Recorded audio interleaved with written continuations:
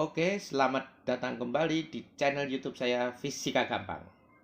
Jangan lupa subscribe, tekan tombol loncengnya, dan tentu saja like and share.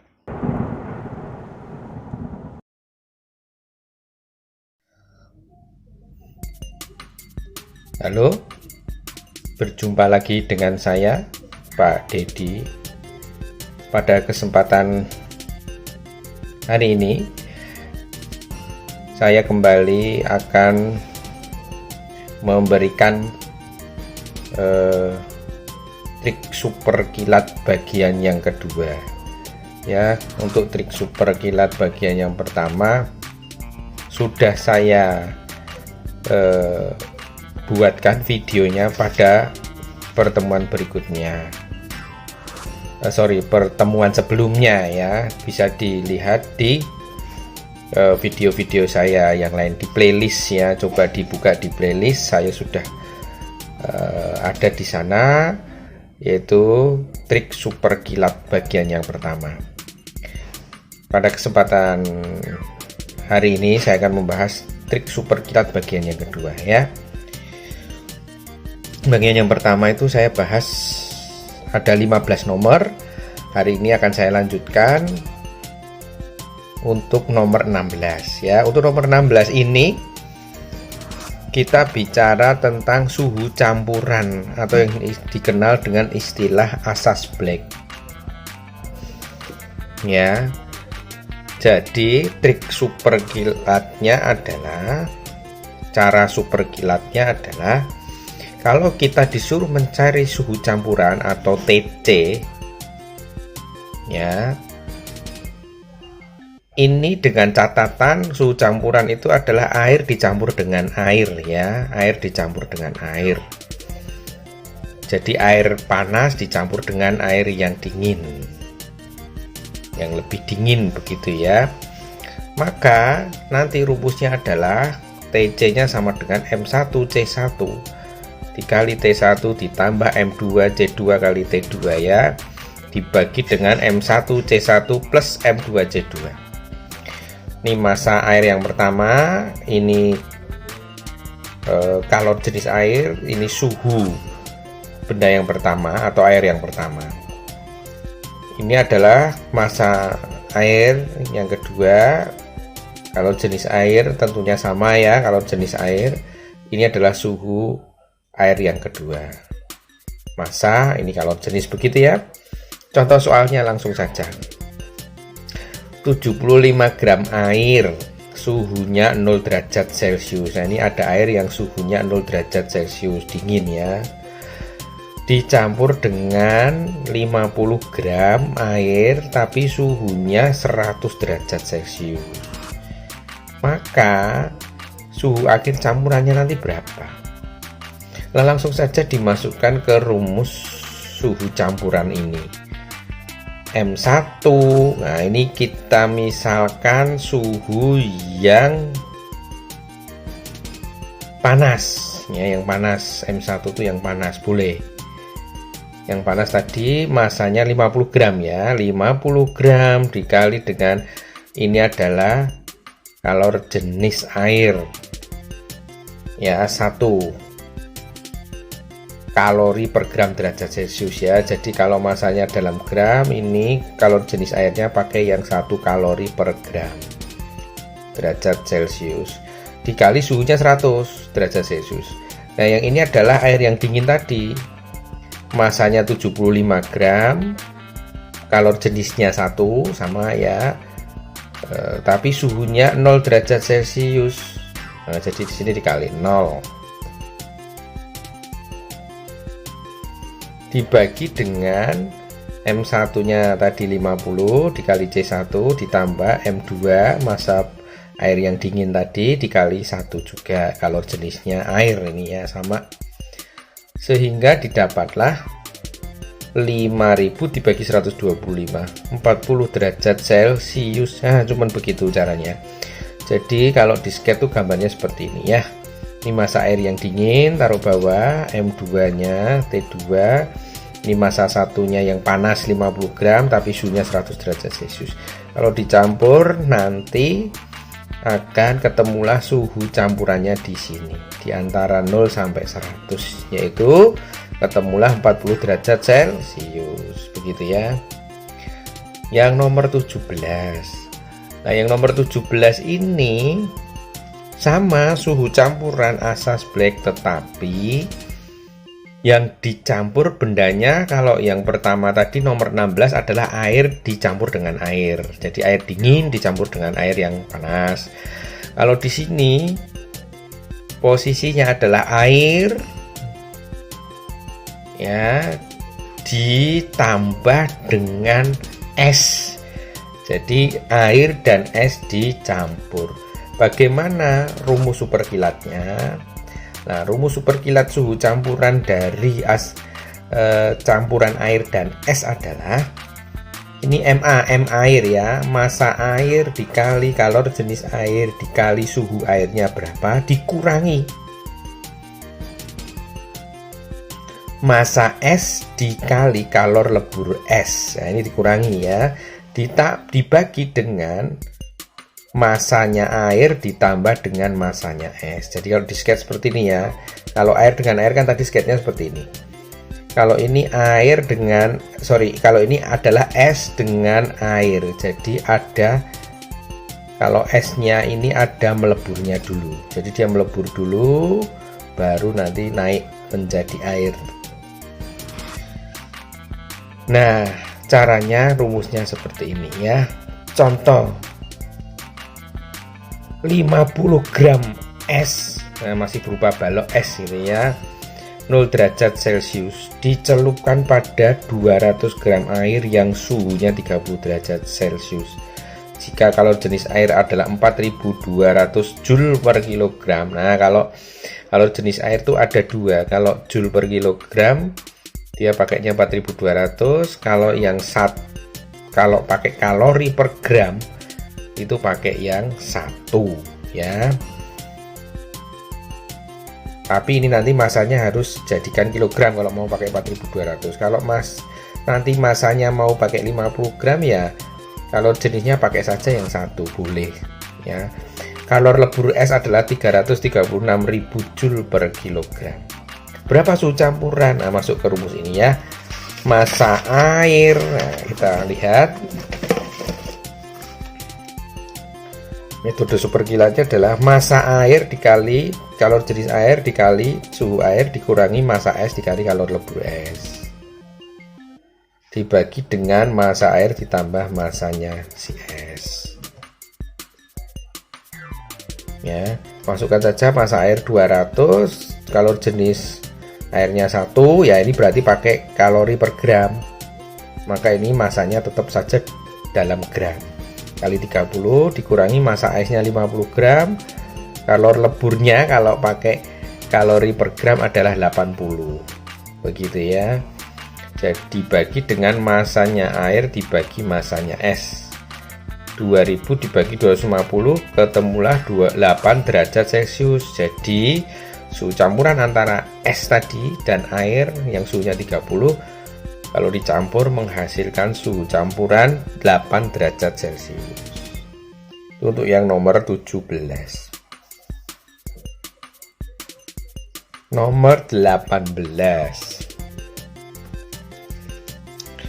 Nah, ini hukum Archimedes tentang persentase benda yang tercelup. Jadi kalau kita ditanyakan, ada soal menanyakan berapa persen benda yang tercelup di dalam air, rumusnya ini massa jenis benda dibagi massa jenis fluidanya ya, air atau minyak tergantung benda itu dimasukkan kemana, dikali 100%, cuma seperti itu. Contoh, sebuah balok es terapung di dalam bejana berisi air. Jika diketahui massa jenis esnya 0,9 gram per cm kubik dan massa jenis airnya adalah 1 gram per cm kubik, maka berapa bagian es yang tercelup di dalam air? Nah, begitu. Ini masukkan rumus ini saja. Persentase benda yang tercelup adalah rho bendanya. Bendanya apa ini? Es. Masuk langsung ya, superkilat. Persen benda yang tercelup adalah ini massa jenis bendanya, dalam hal ini es, yaitu 0,9 dibagi dengan massa jenis cairannya. Cairannya apa ini? Air, dimasukkan ke dalam air. Oh ya, berarti ini massa jenis fluidanya adalah air, 1 gram per centimeter kubik. Dikali 100%, ketemulah 90%. Berarti persen benda yang tercelup adalah 90%, atau kalau dijadikan desimal 0,9 ya. Jadi 0,9 bagian balok ini tercelup ke dalam air. Jadi yang muncul hanya 0,1-nya. Nomor 19. Nah, kalau nomor 19 ini adalah metode superkilat untuk mencari massa jenis benda yang dimasukkan ke dalam air. Jadi bendanya itu ditenggelamkan ke dalam air, dimasukkan ke dalam air.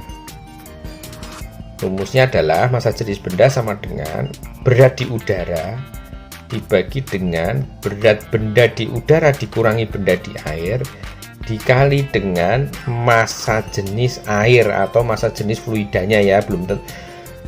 Tidak harus air, bisa jadi minyak atau alkohol dan sebagainya ya. Untuk contoh ini kita pakai air. Ini bisa saja dimasukkan dalam alkohol, boleh dalam minyak ya, bisa ya. Jadi posisinya seperti ini. Ini kalau ada bejana berisi air, nah bendanya tuh dimasukkan ke sini. Nah seperti ini ya, yang model dicelupkan seperti ini. Nah nanti pakai rumus ini kalau untuk mencari massa jenis benda yang dimasukkan ini berapa. Contoh, suatu batu, nah ini ada batu, ketika ditimbang di udara beratnya 30 Newton. Nah ini berarti WU ya, simbolnya ini WU, berat di udara. Ketika di air, nah ini WA, nah, di air beratnya 21 Newton. Jika massa jenis airnya adalah 1 gram per centimeter kubik ya, karena massa jenis air sama ya, 1 gram per centimeter kubik, berapakah massa jenis bendanya batu ini? Nah kalau pakai metode dasar tuh bisa. Metode dasar caranya yang pertama kita cari dulu FA nya ya. Jadi kalau ada benda dimasukkan ke dalam air ya, dimasukkan ke dalam air begini tadi, dia punya FA ya, dia punya FA atau gaya ke atas akibat air. Jadi air ini mendorong benda ini ke atas. Kita cari dulu rumusnya adalah rho fluida, rho zat cairnya apa, dikali dengan G percepatan gravitasi dikali dengan volume benda yang dicelupkan. Nah, dalam hal ini sama dengan volume benda karena posisinya bendanya dicelupkan semua ke dalam air. Jadi volume yang tercelup sama dengan volume benda. Kita masukkan, ini adalah berat di udara 30. Nah, ini tadi ya, beratnya 30 ketika di udara. Di FA nya ya. Jadi FA nya itu isinya adalah berat benda di udara dikurangi dengan berat di air. Nah, jadi FA itu sama dengan berat benda di udara kurangi benda di air. Nah, jadi FA ini adalah W di udara dikurangi W di air, sama dengan FA ya. Nah itu sama dengan rho fluida. Rho fluidanya air 1000, G nya 10 gravitasi dikali dengan V tercelupnya volume benda semua. Karena dicelupkan semua maka volume yang tercelup adalah sama dengan volume bendanya. Terus kita hitung, ketemulah volume bendanya adalah 9 per 10.000 meter kubik. Terus baru kita bisa cari rho benda. Rho sama dengan M per V ya. Jadi rho benda sama dengan massa benda dibagi volume benda. Volume bendanya ini tadi kita ketemu 9 per 10.000 masuk ke sini. Massa bendanya adalah 3 kg. Dari mana? Ini massa benda berat benda di udara kan 30 Newton. Berarti massa benda itu adalah 3 kg karena berat benda itu kan sama dengan massa dikali gravitasi yang 10 tadi. Berarti massanya, kalau beratnya 30, massanya tinggal dibagi 10 ya. 3 kg dibagi dengan 9 per 10.000. Dikali dibalik ya, 10.000 dibagi dengan 3. ketemulah sekitar 3,33 gram per centimeter kubik. Ini kalau kilogram ya, 10.000 per 3 kg per meter kubik. Kalau dijadikan gram per centimeter kubik, kita bagi dengan 1000, bukan dikali dengan 1000 ya, tapi dibagi dengan 1000. Jadi ini 10 per 3 sama dengan 3,33, tapi satuannya dalam gram per centimeter kubik. Kalau dalam kilogram per meter kubik ya tinggal dikali 1000, 333,33 kg per meter kubik. Ini kita jadikan gram per centimeter kubik saja ya. Jadi 3,33 gram per centimeter kubik.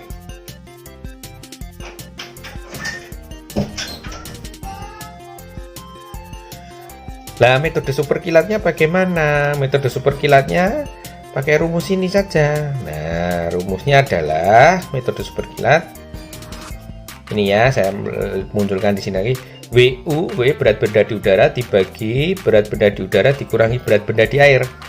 Jadi berat benda di udara waktu ditimbang normalnya 30, waktu ditimbang di dalam air berkurang menjadi 21 ya, karena ada gaya ke atas oleh air. Jadi kalau kita berenang itu seolah-olah kan kita kayak keangkat ke atas. Nah, sehingga berat kita di dalam air itu seolah-olah berkurang menjadi 21 Newton dikali dengan rho air, ini rho fluidanya, dalam hal ini air 1000. Tinggal hitung 30 dibagi 9 kg per meter kubik ya, 30.000 kali 1000 ya. Sama seperti ini tadi, sama hasilnya ya. 10.000 per 3 kg per meter kubik. Kalau dijadikan gram tinggal dibagi 1000. Jadi 10 per 3 gram per centimeter kubik atau 3,3 gram per centimeter kubik. Sama ya. Sama, ini lebih cepat. Tinggal W di udara dibagi dengan W udara dikurangi W di air, berat di air, dikali massa jenis airnya ya. Jadi ini dikali dengan massa jenis fluidanya dicelupkan kemana. Itu metode super kilat nomor 19. Masih hukum Archimedes ini ya. Kita lanjutkan nomor 20. Nah, nomor 20 ini adalah balon udara. Ini sebenarnya masuknya hukum Archimedes, cuman fluidanya kita ganti udara. Di udara. Jadi kalau tadi kan di dalam air, sekarang kita coba yang udara. Contoh soalnya seperti ini. Sebuah balon dengan diameter 10 meter berisi udara panas. Kerapatan udara dalam balonnya 75% dari kerapatan udara luar. Sedangkan kerapatan udara luar adalah 1,3 kg per meter kubik. Besar massa total maksimal, yaitu penumpang dan barang yang masih bisa diangkut oleh balon tersebut berapa? Nah, ini kayak balon udara ya, kita belajar balon udara. Jadi yang ditaruh di sini itu udaranya lebih ringan, makanya dia bisa naik. Ya, kerapatan udaranya itu cuma 75% dari kerapatan udara luar sini. Nah, nanti ditanyakan ini berat orang sama barang-barang yang nanti bisa dibawa itu maksimal berapa? Ya. Lah, kalau metode dasarnya itu seperti ini cara menjawab soal ini. Ini ada FA sama ini ibaratnya udara luar, ini balon, ini bendanya ya. Jadi ada benda di udara. Sama kayak tadi. Kita pakai metode dasarnya adalah kita cari dulu gaya ke atas FA. FA-nya itu isinya adalah W1 berat balon dan berat penumpang yang ditanyakan tadi beserta barang. Berarti FA ini harus sama dengan W1 dan W2 supaya balon ini melayang di udara ya toh. Jadi FA-nya sama dengan W1 plus W2 minimal ini ya, FA-nya minimal supaya bisa terangkat ke udara. Sama rumusnya adalah rho GV tercelup. Tapi karena ini seolah-olah ini di dalam air gitu loh, teman-teman. Ada benda di dalam air tapi posisinya ini kalau balon udara itu ada benda di udara. Nah, sekarang fluidanya adalah udara. Maka di sini rumusnya sama, FA itu rho GV. rho fluidanya, dalam hal ini nanti udara, ini G percepatan gravitasi, ini adalah volume fluidanya.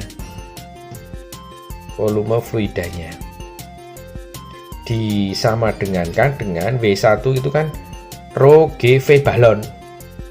W1 nya kan balonnya ini, jadi W nya boleh diganti menjadi rho balon dikali G dikali volume balon ditambah dengan, nah ini tadi yang kita cari masanya M2 kali G, massa orang, penumpang dan barang yang bisa diangkut ya. Maka M2 nya adalah, ini G nya kita coret saja semua, rho fluida dikali dengan volume fluida dikurangi rho balon dikali volume balon. Ini massa jenis gas di dalam balon, maksudnya ini G ini gas yang ada di dalam balon ya, ini volume balon, ini gas yang di dalam balon, ini udara yang di luar. Jadi W1 ini adalah balon, sedangkan FA ini adalah udara luarnya, begitu loh ceritanya. Maka M2 nya sama dengan, ini kita kelompokkan saja ya, karena volume fluida dan volume balon kan sama. Jadi volume balon dan volume udara luarnya ini dianggap sama. Maka kita keluarkan saja, langsung dianggap sebagai V balon. Kan volume yang tercelup sama dengan volume balon, sama ya. Ini volume yang tercelup di dalam udara itu ya V balon sama ya. Jadi ini V fluida ini sama dengan V balon. Maka kita kelompokkan, keluarkan V balon menjadi rumusnya M2 adalah rho udara luar dikurangi rho gas di dalam balon dikali volume balon. Jadi intinya massa penumpang ketemulah caranya adalah rho udara luar dikurangi rho udara di dalam balon dikali volume balon. Nah, volume balon dianggap lingkaran, dianggap bola. Jadi volume bola adalah 4/3 PR pangkat 3. Kita cari jari-jarinya tadi 5 ya, disebutkan di atas tadi. Nah, diameternya 10 meter kan, jari-jarinya berarti separuhnya 5. Ketemulah sekitar 523,3 meter kubik.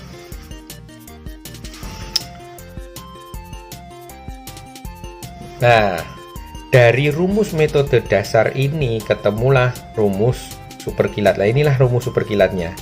Langsung diambil yang bawahnya ini. Jadi ini kita langsung masukkan ke sini ya. Jadi metode superkilatnya ini sebenarnya berasal dari penurunan rumus metode dasar.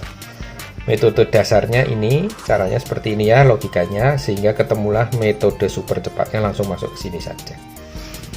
Jadi massa penumpang dan barang yang boleh diizinkan adalah rho udara luar 1,3, rho udara luarnya tadi kan 1,3 ini ya, dikurangi rho di dalam balon yang 75%-nya tadi, jadi 0,75 kali 1,3, biringan ya, yang dimasukkan ke dalam balon itu massa kerapatan udaranya pasti lebih ringan supaya dia bisa naik ke atas, dikali dengan volume balon yang sudah kita hitung tadi, volume bola. Ketemulah massa penumpang yang boleh diizinkan nanti hanya 170 kg, termasuk barang-barang yang dibawa. Itu cara mencari massa penumpang dan barang pada sebuah balon udara. Nomor 21. Kita masuk ke metode superkilat untuk mencari kecepatan gelombang berjalan dan gelombang stasioner. Nah, rumus ini bisa digunakan untuk mencari kecepatan gelombang berjalan maupun stasioner. Rumusnya sederhana. V sama dengan kecepatan ini ya, kecepatan gelombangnya adalah koefisien T dibagi koefisien X. Maksudnya apa ini koefisien T dan koefisien X? Mari kita lihat contoh soalnya saja langsung. Contoh, persamaan gelombang transversal, ini gelombang berjalan ya, yang merambat sepanjang tali yang sangat panjang itu dirumuskan sebagai Y sama dengan 6 sin 0,02 px plus 4 pt ya. Biasanya persamaan gelombang berjalan itu seperti ini. 6 sin px plus pt begitu. Nah, koefisien T itu yang mana? Ini yang di depan T ini loh, 4P ini koefisien T. Koefisien X yang mana? Lah ini di depan X-nya ini apa? Oh, 0,02 lah. Ini adalah koefisien X. Jadi kalau ada pertanyaan, berapa cepat rambat gelombang berjalan ini? Langsung saja masuk koefisien T dibagi koefisien X-nya. Tapi sebelum ke situ kita coba bahas dengan metode dasar. Kalau metode dasar kan seperti ini. Persamaan gelombang berjalan ini, 6 ini adalah A-nya, amplitudonya. Sin 0,02 pi ini adalah K-nya. Ya, koefisien X ini adalah K. Disimbolkan K, koefisien T ini adalah omega atau kecepatan sudutnya. K ini adalah nilainya adalah 2 pi per lambda. Nah, dimasukkan ke sini, nilai K-nya masuk sini, ketemulah lambdanya, oh 100 cm. Terus setelah itu kita masukkan ke omega. Ingat ya, nilai omega adalah 2 pi f, kecepatan sudut. Nah, omeganya tadi 4 pi. Dari soal tadi ya, persamaan tadi kelihatan omeganya adalah 4 pi. Jadi 2 pi f. Kita masukkan F-nya, ketemulah 2Hz. Baru kita masukkan rumus V sama dengan lambda F. Lambdanya tadi 100, F-nya 2Hz. Ketemulah kecepatan gelombang berjalan ini adalah 200 cm per sekon. Nah, terlalu lama. Kalau metode superkilatan ini tinggal koefisien T dibagi koefisien X. Koefisien T-nya berapa? Ini. Koefisien T-nya adalah 4 pi. Masukkan 4pi. Koefisien T-nya 4pi. Koefisien X-nya yang mana? Nah, ini koefisien X-nya adalah 0,02 pi. Yang di depan X ini ya, masukkan ke rumus superkilatnya 0,02 pi. Tinggal dihitung, ketemulah sama ya 200 cm per sekon ya, 200 cm per sekon. Nah, senti ini ngikutin soalnya ya. Kalau soalnya dalam meter nih jadinya langsung dalam meter per sekon, karena tadi soalnya dalam senti. Ini kecepatannya satuannya ikut cm per sekon. Kita lanjutkan nomor 22. Nomor 22 itu tentang mikroskop. Jadi perbesaran mikroskop itu ada dua biasanya yang ditanyakan ya. Yang pertama itu berakomodasi maksimum, maksudnya di sini ya, berakomodasi maksimum, dan untuk yang mata tidak berakomodasi. Nah, untuk nomor 22 ini saya bahas dulu untuk mata yang berakomodasi maksimum. Jadi kalau nanti ketemu soal yang ditanyakan adalah perbesaran mikroskop saat digunakan dengan mata berakomodasi maksimum, masuk rumus ini. Perbesaran M sama dengan FOB, fokus objektif, dibagi SOB, jarak benda objektif, dikurangi FOB, fokus objektifnya, dikali dengan, nah ini kayak perbesaran loop mata berakomodasi maksimum ya, tinggal SN per F plus 1, tapi F nya FOK nya, okulernya ya, bukan objektifnya. Ini kan loopnya itu okulernya ya, dekat dengan mata ini.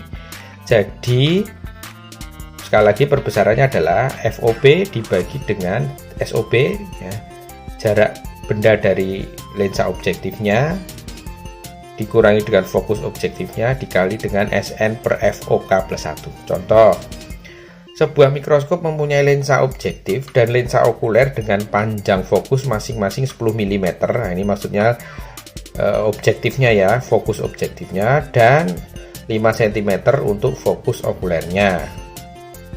Jika sebuah benda diletakkan 11 mm di depan lensa objektif, lah ini SOB-nya ya, maka perbesaran yang dihasilkan untuk mata berakomodasi maksimum berapa? Nah, seperti ini contoh soalnya. Jadi ditanyakan perbesaran yang dihasilkan oleh sebuah mikroskop yang digunakan oleh pengamat yang berakomodasi maksimum. Kalau metode dasarnya ya biasa ya, ini SOB-nya tadi 11 mili diketahui ya, FOK-nya 5 cm dan ini 55 cm FOK.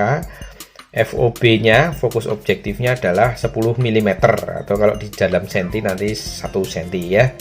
Sedangkan karena tidak diketahui maka mata normal pengamat diasumsikan 25 cm ya. SN normal, jarak titik dekat mata normal. Pertama dicari FOB-nya dulu. 1/f sama dengan 1/s plus 1/s aksen, seperti mencari fokus pada cermin biasa ya, min dan lensa. Objektifnya 10 masuk, SOB-nya 11, S aksen OB-nya dicari, ketemu.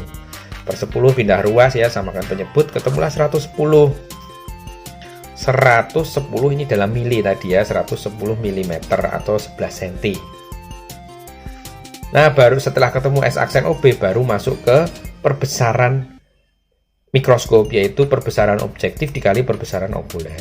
Perbesaran objektifnya adalah S aksen OB per SOB. Sedangkan perbesaran okulernya adalah perbesaran loop ya, seperti loop persis, yaitu SN per F plus 1. Maksudnya ini F-nya F okuler ya. Ketemulah 110 dibagi SOB-nya 11 dikali dengan SN-nya 25, fokus okulernya tadi adalah 5. Jadi ketemulah 10 dikali 6, 60 kali perbesaran yang dihasilkan. Itu kalau metode dasar. Kalau metode superkilat bagaimana? Nah, masuk rumus yang tadi. Fokus objektifnya berapa? Kita masukkan 10. Nah, ini ya. Fokus objektifnya 10 mili masuk. 10. SOB-nya berapa? SOB-nya adalah 11 mili. Kita masuk 11. F objektifnya berapa? 10. Nah, karena ini mili semua boleh, enggak apa-apa ya. Kalau ini senti semua, kalau mili semua, karena ini kan perbandingan. Nah, kalau perbandingan satuannya harus sama, boleh dalam mili semua atau senti semua. Karena ini dalam mili ya sudah, enggak apa-apa, dalam mili semua boleh. Karena perbandingan nanti satuannya juga pada akhirnya akan hilang. Ini masukkan 10, SOB-nya 11, FOB-nya juga 10. Ya, FOB-nya 10 ya, SOB-nya 11. Ini 25 per 5 plus 1. Ketemulah sama, ini 10 per 1, 10 dikali dengan 6, 60. Itu kalau dengan metode superkilat. Jadi kita tidak perlu mencari S aksen OB baru masuk ke sini, S aksen OB per SOB. Ini cara ini bisa kita skip kalau metode superkilat. Kita langsung masuk FOB karena ini sudah ada diketahui semua di soal, tinggal dimasukkan. FOB diketahui, SOB diketahui, FOK diketahui, sehingga selesai lebih cepat dengan metode superkilat, gitu ya. Nomor 23. Bagaimana sekarang kalau matanya tidak berakomodasi atau perbesaran mikroskopnya berapa kalau mata pengamat tidak berakomodasi? Nah, pakai rumus ini kalau tidak berakomodasi ya. M sama dengan S aksen OB min FOB dibagi FOB. Jadi dibalik saja, ini tuh dibalik. Kalau berakomodasi maksimum di sini FOB dibagi SOB min FOB. Kalau di sini dibalik, SOB min FOB dibagi FOB. Tetapi hati-hati, SOB-nya itu adalah S aksen. Jadi ini adalah bayangan ya, bayangan yang dihasilkan oleh lensa objektifnya. Jadi sebenarnya ingat ya, tinggal ini rumus berakomodasi maksimum kita balik, SOB min FOB dibagi FOB. Tetapi SOB-nya adalah S aksen. Nah, ingat ini adalah seperti loop, tidak berakomodasi, maka dia cuma SN per FOK, tidak plus 1. Kalau plus 1 untuk yang maksimum ini ya. Kalau tidak maksimum tinggal plus 1-nya kita hilangi saja. Contoh. Jarak titik api ya, titik api itu fokus ya. Fokus lensa objektif dan lensa okuler berturut-turut 1,8 dan 6. Jadi ini adalah lensa objektifnya, fokus objektifnya, ini adalah fokus untuk lensa okulernya, FOK-nya 6 cm. Pada pengamatan mikroorganisme, mikroskop digunakan oleh mata normal dengan titik dekat. Nah, ini hati-hati. Kalau tadi titik dekat tidak diketahui, dianggap 25 cm. Di soal ini supaya nanti memang angkanya bagus ya, tidak pecah, maka dia mengatakan titik dekat normal mata orang ini adalah 24 cm. Tidak ada masalah ya, hanya plus minus ya antara 24 ya tidak apa-apa. Ini di soal 24, maka kita nanti SN-nya hati-hati harus pakai 24 tanpa berakomodasi. Jika jarak antara lensa objektif dan lensa okulernya adalah 24 cm, maka perbesaran mikroskopnya berapa? Nah, kalau metode dasar kita ini ya, FOB-nya 1,8 diketahui, kita tulis dulu. FOK-nya tadi 6 cm, ini 1,8 adalah FOB-nya. Nah, panjang mikroskop atau jarak antara lensa objektif dan lensa okuler ini adalah panjang tabungnya itu ya, panjang tabung mikroskopnya itu adalah simbolnya D, 24 cm. SN-nya 24, hati-hati, FOK-nya 6 cm ini ya. Nah, langkah pertama kita masuk ke dalam panjang tabung mikroskopnya itu D. Rumusnya adalah S aksen OB plus FOK kan. Ini metode dasar. Terus dimasukkan 24 sama dengan S aksen OB plus 6 FOK-nya, sehingga S aksen OB-nya ketemulah 18 cm. Dari situ dimasuk rumus tadi, S per F sama dengan 1 per S ditambah 1 per S aksen untuk mencari nilai SOB-nya. Masukkan ya, FOB-nya 1,8, SOB-nya dicari, S aksen OB-nya tadi nih ketemu dari panjang tabung mikroskopnya tadi, dikurangi dengan fokus okulernya tadi ya. 18 hitung, bisalah ya kalian menghitung seperti ini. Ketemulah SOB-nya 2 cm. Jadi jarak benda objektif mula-mula itu adalah 2 cm. Baru masuk ke rumus perbesaran mikroskop biasa ya, MOB kali MOK. MOB-nya S aksen OB per SOB. S aksen OB-nya tadi 18, SOB-nya ketemu 2 tadi. Sehingga 2 cm ya. Masuk ke sini, 18 per 2 dikali dengan SN per F. Hati-hati, SN-nya 24, FOK-nya 6. Jadi ini, nah ini supaya angkanya bagus di sini tadi maksudnya ya. Jadi ini 6, 24 dibagi 6, 4 dikali dengan 9, 36 kali. Metode superkilatnya bagaimana? Nah, di sini tinggal tadi S aksen OB dikurangi FOB dibagi FOB-nya dikali dengan SN per FOK. Di sini kita cuma mencari ini saja sampai di sini. D kita cari, S aksen OB-nya sama dengan 18. Nah, setelah ketemu ini tidak usah masuk ke rumus ini. Ini bisa kita skip. Ya, jadi kita tidak perlu nyari SOB karena yang kita gunakan, yang kita perlukan adalah S aksen OB. Langsung masuk. 18 min FOB-nya 1,8 dibagi FOB-nya 1,8 dikali 24 per 16,2 dibagi 1,8 itu adalah 9 ya, 9 kali 4 36. Sama hasilnya.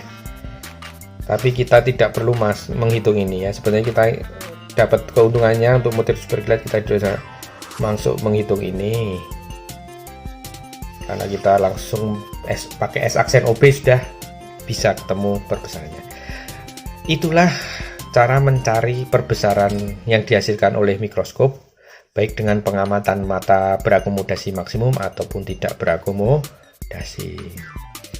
Kita lanjutkan nomor 24, kita masuk ke kapasitor. Kapasitor itu mirip dengan resistor ya. Kalau di SMP kelas 9 kita belajar rangkaian listrik dinamis ya, susunan seri, susunan paralel. Nah, kapasitor sama, disusun seri dan paralel, tetapi hati-hati. Untuk kapasitor justru kalau disusun seri seperti ini, C penggantinya atau C totalnya itu adalah seperti mencari resistor yang paralel, jadi di seper-seper. Jadi 1 per C pengganti atau C total sama dengan 1 per C1 plus 1 per C2 plus 1 per C3. Bedanya di situ kalau kapasitor ya. Jadi ingat, kalau kapasitor disusun seri, untuk nyari C gabungannya istilahnya atau C totalnya itu adalah 1 per ini. Seperti kalau ya, mencari resistor yang di paralel. Nah, perhatikan. Kapasitor itu nanti untuk mencari muatannya, I-nya itu adalah C kapasitornya dikali muatan kapasitor dikali dengan V, voltnya ya. Nah, ini rumus dasar ini harus tahu. Muatan adalah kapasitas kapasitor dikali dengan tegangannya, tegangan totalnya ya. Nah, untuk kapasitor yang disusun seri itu nanti yang sama adalah Q-nya. Jadi Q-nya itu sama, muatannya akan sama. Artinya begini, muatan total sama dengan muatan 1 sama dengan Q2 sama dengan Q3-nya. Sedangkan V totalnya adalah penjumlahan dari V1 plus V2 plus V3-nya. Sedangkan V1 banding V2 dan banding V3 itu berbanding terbalik dengan kapasitornya. Ya, nilai kapasitornya 1/C1 plus 1/C2, seper C1 banding seper C2 banding seper C3. Inilah prinsip dasar superkilat yang harus kita pahami. Ingat ya, kalau seri, cara mencari C gabungannya adalah di seper-seper. Yang sama adalah Q-nya, yang berbeda adalah V-nya. V totalnya adalah V1 plus V2 plus V3. Nah, untuk mencari V, nanti pakai perbandingan saja, yaitu V1 banding V2 banding V3 berbanding terbalik dengan C-nya, perbandingan C-nya. Ya, contoh. 3 buah kapasitor masing-masing 2 mikrofarad. Ya, kapasitornya ini 2 mikrofarad, 3 mikrofarad dan 6 mikrofarad. Dirangkai seri. Kemudian dihubungkan ke sumber tegangan 6 volt. Maka ditanyakan tegangan pada kapasitor yang 2 mikrofarad berapa. Nah, contoh soalnya misalnya seperti ini. Jadi ada kapasitor dirangkai seri seperti ini, 2 mikrofarad, 3 mikrofarad dan 6 mikrofarad. Dihubungkan dengan tegangan 6 volt. Ditanyakan V1, ini saya anggap V1 di sini ya, V1, V2, V3 gitu. Nah, ini V1 di 2 mikrofarad ini nanti timbul tegangan berapa? Ya. Kalau metode dasar, ini bisa kita kerjakan dengan metode dasar, boleh. Kita cari C gabungannya ya, ingat ini karena seri di seper-seper. Per C total sama dengan 1/2, 1/3 plus 1/6. Ketemulah 1 mikrofarad. Jadi C penggantinya total di sini adalah 1 mikrofarad. Nah, Q total, muatan total yang terjadi adalah C total dikali V total. Kapasitas total dibagi volume total. Tegangan total. Ini ya, 1 mikrofarad. Nah, mikro itu ada 10⁻6. 1 kali 10⁻6 dikali V totalnya 6 volt. Ketemulah 6 kali 10⁻6 kolom. Nah, ingat. Nah, di sini pentingnya tadi.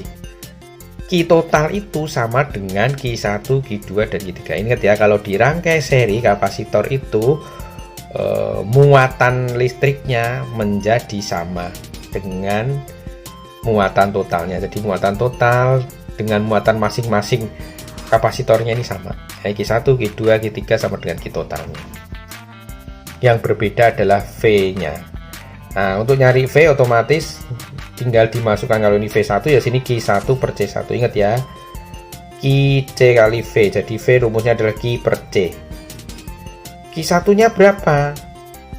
Lah, 6 kali 10⁻6. Kok bisa Pak? Lah, ini sama dengan Q total. Ingat ya, Q totalnya 6 kali 10⁻6.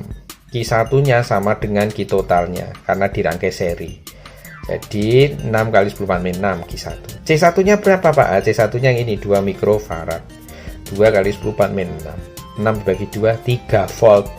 Jadi tegangan yang mengalir pada kapasitor yang 2 mikrofarad ini adalah 3 volt.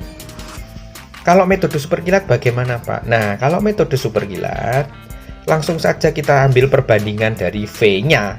Ingat ya, kalau dirangkai seri, tegangan yang terjadi pada masing-masing kapasitor berbanding terbalik dengan kapasitas kapasitornya. Jadi V1 banding V2 banding V3 sama dengan 1/2 banding 1/3 banding 1/6. Maksudnya begitu ini. Jadi V1 banding V2 banding V3 sama dengan ini kapasitor 1, kapasitor 2, kapasitor 3. Terus dikali 6 ya, supaya perbandingannya bagus, angkanya tidak pecah, menjadi 3 banding 2 banding 1. Nah, V1 nya bagaimana? Ingat, V1 ini dapat yang berapa ini? 3. Jadi V1 nya dapat 3. Nah, taruh atas. Yang ditanya per yang diketahui. Yang diketahui berapa tadi V nya? V total. Yang diketahui kan V totalnya. Nah, di bawah ini adalah V totalnya semua berapa? Ini 3 plus 2 plus 1. Ini. Ya, jadi V1-nya dapat 3 dari total semua berapa ini? 6. 3 per 6 yang ditanya per yang diketahui kali yang diketahui. V totalnya 6 volt. Ini total, ini juga V totalnya, perbandingan totalnya ada 6 ya. 3 banding 2 banding 1. 3 tambah 2 tambah 1, 6. 3 per 6 kali 6, 3 volt, sama. Jadi lebih cepat kalau memakai metode super kilat. Tinggal dibandingkan saja tegangannya, ketemu perbandingannya, tinggal dikali dengan V totalnya. Begitu ya. Nah, bagaimana kalau kapasitornya disusun paralel? Nomor 25. Kapasitor yang disusun paralel. Ingat, kalau disusun paralel, C totalnya atau C gabungannya itu justru malah kayak resistor disusun seri, tinggal dijumlah. Jadi kalau ada kapasitor paralel seperti ini, C totalnya adalah C1 plus C2 plus C3 nya muatannya ya. Kapasitornya, sorry. V totalnya sama. Nah, kalau yang seri tadi yang sama adalah Q-nya ya. Kalau yang di paralel nanti yang sama adalah V-nya. Jadi tegangan V di C1 dan di C2 dan C3 akan sama. I totalnya beda. Nah, nanti yang I totalnya jadi beda. Jadi terbalik dengan yang dirangkai seri tadi ya. Kalau seri tadi V-nya beda, Q-nya sama. Kalau ini V-nya sama, Q-nya yang beda. Nah, nanti Q-nya boleh pakai perbandingan. Nah, perbandingan Q ini sama dengan perbandingan atau berbanding lurus dengan perbandingan kapasitornya. Jadi Q1 banding Q2 banding Q3 akan sama dengan C1 banding C2 banding C3. Contoh, 3 buah kapasitor masing-masing 4 mikrofarad, 6 mikrofarad, dan 12 mikrofarad. Ya, disusun paralel kemudian dihubungkan pada sumber tegangan 16 volt. Berapakah muatan pada kapasitor yang 6 mikrofarad? Ini ya, yang 2 ya. Nanti kita kasih nama 1, 2, 3. Dia menanyakan muatan atau Q2 pada muatan pada kapasitor yang kedua. Caranya adalah seperti berikut. Nah, ini jadi ada sumber tegangan 16 volt. Ya, 16 volt disambungkan dengan kapasitor yang disusun paralel. Ditanyakan nanti muatan yang Q2 di sini berapa. Langsung saja masuk ke metode super kilat. Ingat, kalau disusun paralel, V totalnya sama. Jadi V total 16 volt ini ya sama dengan V1 di sini, V2 di sini, dan V1 di sini, V2 di sini, dan V3 di sini. Sama ya, 6 volt, 16 volt. Maka langkah yang berikutnya kalau kita sudah tahu V-nya, kita bisa cari adalah Q2-nya toh, langsung. Q2-nya adalah Q sama dengan CV. C2 kali V2. C2-nya tadi 6 mikrofarad. Dikali dengan V2-nya. V2-nya berapa, Pak? V2-nya sama dengan V totalnya 16 volt. Jadi 6 kali 16 volt adalah 96 mikrokolom. Karena ini mikrofarad, ini tinggal mikrokolom ya. Nanti kalau dijadikan kolom tinggal dikali 10 pangkat min 6 kulom. Ketemulah muatannya. Nah, itu cara metode super kilat. Untuk mencari kapasitor baik yang dirangkai seri dan paralel. Begitu ya. Jadi prinsipnya harus paham dulu. Kalau paralel yang sama adalah V-nya, kalau yang di seri tadi yang sama adalah Q-nya. Begitu.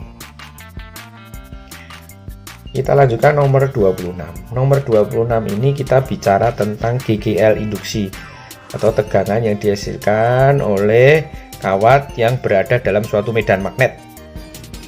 Nah, nomor 26 ini adalah GGL induksi pada suatu kawat yang diputar. Jadi gini, misalkan ini saya punya batang kawat atau batang logam. Saya putar melingkar begitu. Di dalam suatu medan magnet, ini silang-silang ini adalah medan magnet yang arahnya masuk ke bidang gambar ya, atau masuk ke bidang kertas ini. Ini ada, saya putar begitu, saya putar gini, putar melingkar begitu ya, muter begitu ya. Ini saya putar gini dalam medan magnet, maka dalam batang besinya ini nanti akan timbul suatu tegangan listrik, atau yang dinamakan GGL induksi ya.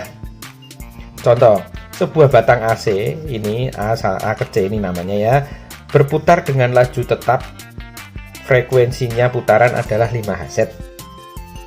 C sebagai sumbu putarnya, ini pusat putarnya ya. AC ini panjangnya adalah, panjang kawatnya ini adalah 80 cm. Sedangkan kuat medan magnet yang silang-silang ini kan kuat medan magnet ya, itu B ya. Simbolnya B besar, 0,3 Tesla. Berarah masuk ke bidang gambar, makanya tandanya X ya. Kalau titik berarti, kalau simbolnya titik nanti dia berarti keluar bidang gambar. Nah, kalau simbolnya begini, ini artinya medan magnetnya keluar ke bidang gambar menuju kita ya. Ini yang masuk ke bidang gambar, yang menjauhi kita. Pi-nya 3,14, maka GGL induksi yang timbul pada batang AC berapa? Nah, jadi dia akan timbul aliran listrik, volt tegangan listrik di batang AC. Langsung saja pakai metode superkilat. Jadi kalau ada batang logam atau kawat diputar melingkar di dalam suatu medan magnet, akan timbul GGL induksi sebesar ini. Setengah B dikali omega dikali L kuadrat. B ini adalah kuat medan magnetnya, omega ini adalah kecepatan sudutnya, L ini adalah panjang batang yang diputar tadi. Nah, di sini tadi yang diketahui adalah F-nya. F-nya adalah 5 Hz, ya tinggal diganti aja. Ingat ya, omega ini kecepatan sudut bisa diganti dengan 2 πf. Nah, 2-nya coret sama setengah depan tadi, sehingga didapatlah rumus B dikali Pi dikali F dikali L kuadrat. Nah, tinggal dimasukkan angkanya. B-nya tadi 0,3, masuk. Pi dikali 5, F-nya frekuensinya 5 dikali 0,8. Panjangnya dijadikan meter ya, ingat ini harus dalam meter. Karena kita satuannya volt. 0,8 dikuadratkan. Ketemulah ini mendekati ya 3,04 begitu ya. Kita tulis dibulatkan menjadi 3 volt. Nah, itu cara mencari GGL induksi pada suatu batang kawat yang diputar melingkar.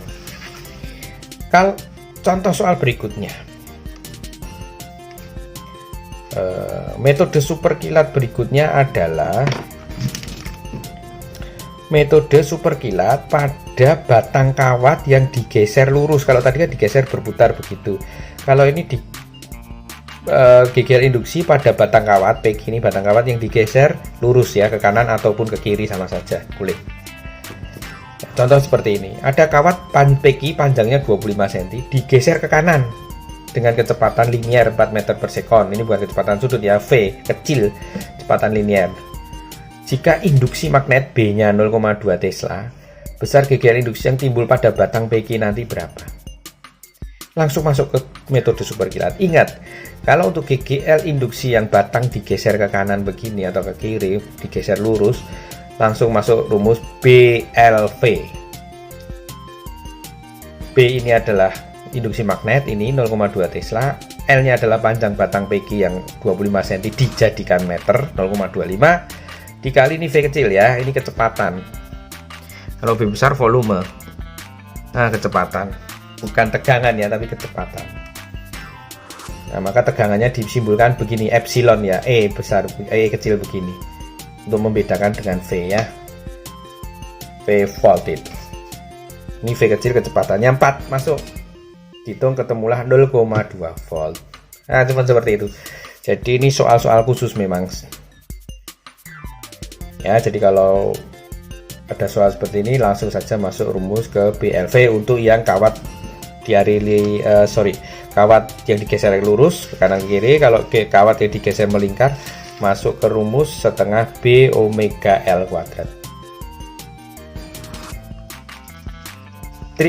Metode superkilat selanjutnya adalah tentang rangkaian seri RLC. Jadi resistor digabung dengan induktor dan kapasitor jadikan satu seperti ini, disusun seri ya. Kita kalau untuk yang SMA belajarnya rangkaiannya masih seri RLC ya. Kalau untuk rangkaian selanjutnya mungkin di kuliah ini. Kalau di SMA cukup sampai seri saja. Rangkaian seri RLC dirangkai seperti gambar berikut. Bila saklar S ditutup, maka beda potensial antara A dan B saja. Jadi antara A dan B ini ya, bukan sampai pojok saja. Jadi rangkaian ini dia tanya beda potensial di resistornya ini berapa. Kalau ini beda potensial di induktor. L itu induktor ya, C itu kapasitor. Nah, ini nanyanya volt yang terjadi di resistor sini nanti berapa. Di sini ada tulisan E, ini maksudnya tegangan ya. Tegangannya 120 volt, tegangan maksimumnya ini adalah kecepatan sudut, omeganya 125 radian per second. Langsung saja masuk cara super kilat. Mula-mula kita cari dulu resistensi dari induktornya, XL. Ini kan mH itu milihenry ya, ini satuan induktor tuh Henry, ini milihenry. Berarti omega dikali L, omeganya 125 radian per second, dikali hanya L itu ya, L-nya itu ini 320 kali 10⁻³ Henry, satuannya Henry yang menemukan Henry ya. 320 kali 10⁻³. Karena ini mili ya, kita kali 10 ketemulah 40 ohm. Nah, jadi induktornya ini kita cari resistensinya, ternyata 40 ohm. Kapasitornya ini juga kita cari resistensinya berapa. Oh, XC simbolnya ya, 1/omega omega C. Jadi kalau resistensi dari induktor tinggal omega L, kalau resistensi dari kapasitor 1/omega omega C. 1/omeganya 125. Kapasitornya tadi 800 mikrofarad. Ingat ya, 800 mikro itu adalah 10⁻⁶. Hitunglah ketemu 10 ohm. Nah, setelah itu kita cari impedansinya. Impedansinya itu Z ya. Impedansi dari suatu rangkaian RLC adalah XL min XC dikuadratkan ditambah R dikuadratkan di akar. Ini kayak Pitagorasnya gampangnya gitu ya. XL min XC kuadrat ditambah R kuadrat. XL min XC nya tadi 40 dikurangi 10 30. R nya tadi adalah ini hambatannya 40 ohm. Sudah jelas, ini tidak usah diganti. Kalau resistor kan ini memang sudah resistensinya, ini nilai resistensinya 40 ohm. Masuk ke sini ya, sini 40 kuadrat, ketemulah 50 ohm. Sehingga untuk mencari nilai VAB, VAB itu apa ini? Resistor R. Maka untuk mencari nilai VAB itu sama dengan, karena ini resistor, VAB itu adalah V resistor, maka ini atasnya tinggal diganti R-nya saja. R per Z, Z itu impedansinya yang kita cari tadi, dikali dengan V total, sudah langsung ketemu. Jadi intinya kita cari impedansinya, setelah ketemu, tinggal kalau ditanyakan VAB, resistornya ya R per Z, dikali V totalnya tadi yang 120 volt ini. Jadi kalau ditanyakan yang AB di sini, maka di sini isinya R, yaitu 40 per Z-nya 50 dikali 120 volt, 96 volt. Kalau nanti ditanyakan VBC, berarti itu menanyakan tegangan pada rangkaian induktornya sini. Maka nanti ini tinggal diganti. Ya, induktornya berarti apa? L. Nah, nanti diganti saja XL. Jadi XL per Z kali V total, itu akan ketemu V L-nya. Kalau untuk mencari VC, ya ini nanti diganti XC. Nah, ini R-nya nanti diganti nilai XC dibagi Z dikali V total, ketemulah nilai VC-nya, atau dalam gambar ini adalah di sini tegangan di CD. Nah, begitu ya. Jadi cara super trikilatnya adalah seperti itu. Untuk mencari tegangan di resistor ataupun di induktor atau di kapasitornya. Metode super kilat berikutnya adalah tentang relativitas Einstein ya. Ini kelas 12 semester akhir, relativitas Einstein. Nah, dasar teorinya dulu bahwa panjang menurut relativitas Einstein itu akan menyusut. Jadi rumusnya adalah ini panjang, ini panjang saat bergerak berarti ya, akan sama dengan panjang diamnya dikali dengan, nah ini ada rumus akar dari 1 min V kuadrat per C kuadrat. V ini kecepatan bergeraknya ya, kecepatan benda bergerak atau kecepatan pengamat bergerak sama saja, dibagi C kuadrat. C ini adalah kecepatan cahaya. Nah, metode super kilatnya begini. akar 1 min V kuadrat per C kuadrat ini kita anggap sebagai gamma. Kita misalkan sebagai gamma. Kalau ini kita misalkan gamma, maka jika nanti di soal diketahui kecepatan bendanya bergerak atau pengamat bergeraknya itu adalah 0,6 dari kecepatan cahaya atau 0,6 C, maka gammanya nanti kita masukkan 0,8. Kalau kecepatan bergeraknya nanti 0,8 C, maka gammanya nanti langsung saja diganti dengan 0,6. Kalau kecepatannya setengah C, nanti gammanya diganti setengah akar 3. Kalau kecepatannya 0,98 C, gammanya langsung diganti 0,2. Artinya begini, masih bingung ya di sini. Artinya begini. Kita langsung masuk soal saja. Tapi biasa yang sering dipakai nanti ini ya, di soal-soal itu ini 0,6 sama 0,8. Tapi nanti waktu dan masa akan bertambah. Masa dan waktu itu ingat ya, panjang akan menyusut. Menurut Einstein, waktu dan masa akan bertambah. Rumusnya tinggal ini, kalau L itu LO dikali gamma ibaratnya ya. Kalau M dan T nanti tinggal dibagi dengan gamma. Ini kan nilai gammanya ya nanti ya. Ini adalah nilai gamma, sama seperti panjang tadi, nanti tinggal diganti gamma. Aturannya sama seperti ini. Kalau V-nya 0,6 nanti gammanya 0,8 dan seterusnya. Kalau LO dikali, kalau MO dan TO dibagi dengan gammanya. Contoh soalnya seperti ini. Benda bergerak dengan laju 0,6 C. Lah ini kecepatannya V tadi loh. V-nya 0,6 C. Dengan arah sesuai panjang benda. Bagi pengamat yang diam, terlihat panjang benda mengalami penyusutan. Ingat, kalau panjang, menurut relativitas Einstein itu mengatakan begini. Kalau ada suatu benda bisa bergerak dengan kecepatan mendekati kecepatan cahaya, maka bagi pengamat yang diam, panjangnya itu akan menyusut, seolah-olah kayak menyusut panjangnya. Dengan catatan dia bisa bergerak mendekati kecepatan cahaya ya. Misalkan 0,6 C ya, itu kan mendekati kecepatan cahaya ya. C itu kecepatan cahaya.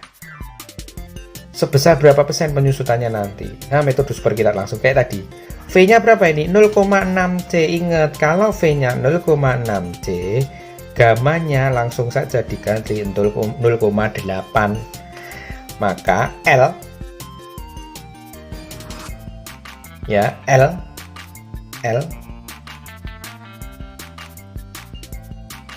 bagi pengamat yang diam, L-nya menjadi berapa? Menyusutnya sebesar L0 dikali gammanya 0,8. Maka L-nya tinggal 0,8 panjang mula-mula.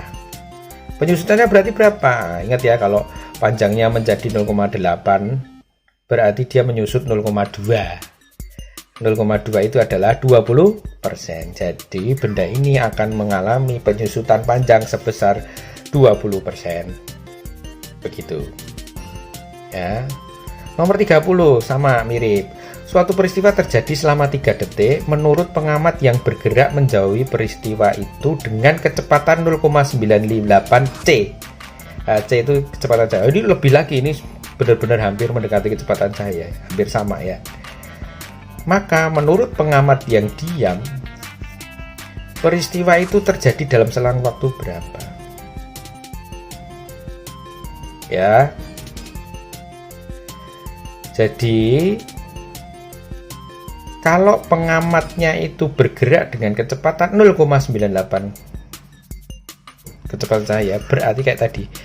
Nah ini ya, V-nya 0,98, maka ingat tadi yang dari awal, gammanya adalah 0,2. Maka waktunya akan mengalami pemuluran atau penambahan waktu atau pemuluran ya. Kalau waktu dan massa mau bertambah. Kalau waktu menyusut, kalau panjang menyusut, kalau waktu dan massa akan bertambah.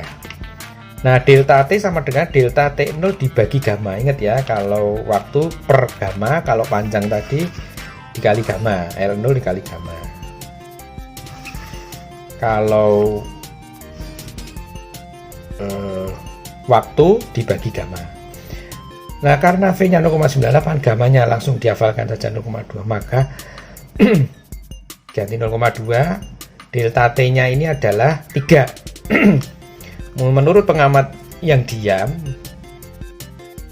waktunya itu sebenarnya bukan 3 detik tapi cuma 0,6 sekon ya. Jadi ini waktunya mulur. Jadi kalau dia mati diam cuma 0,6 sekon, tapi bagi orang yang bergerak tadi ini bergerak kelihatan 3 detik, padahal bagi orang diam dia hanya 0,6 sekon. Maka dia mengalami pemuluran ya, ini dari 0,6 bertambah seolah-olah menjadi 3 sekon. Begitu ya. Jadi trik super kilatnya seperti itu. Dilihat saja V-nya. V-nya berapa? Oh, 0,98. Ya. 0,98. Maka gamanya 0,2. Tinggal waktunya adalah waktu pengamat diam dibagi dengan gamanya. Kalau panjang sama. Kecepatan 0,6, maka gamanya 0,8. Kalau panjang berarti panjang diam dikali dengan gamanya. Gamanya 0,8. Begitu. Itu adalah super kilat untuk mencari panjang maupun masa dan waktu jika suatu benda bisa bergerak atau pengamat bisa bergerak dengan kecepatan mendekati cahaya. Demikian pembahasan metode super kilat bagian yang kedua. Semoga bermanfaat teman-teman. Jangan lupa like dan subscribe supaya channel ini terus berkembang dan saya bisa membahas metode super kilat yang lainnya. Kalau ada permintaan bisa ditulis di kolom komentar. Terima kasih, selamat belajar.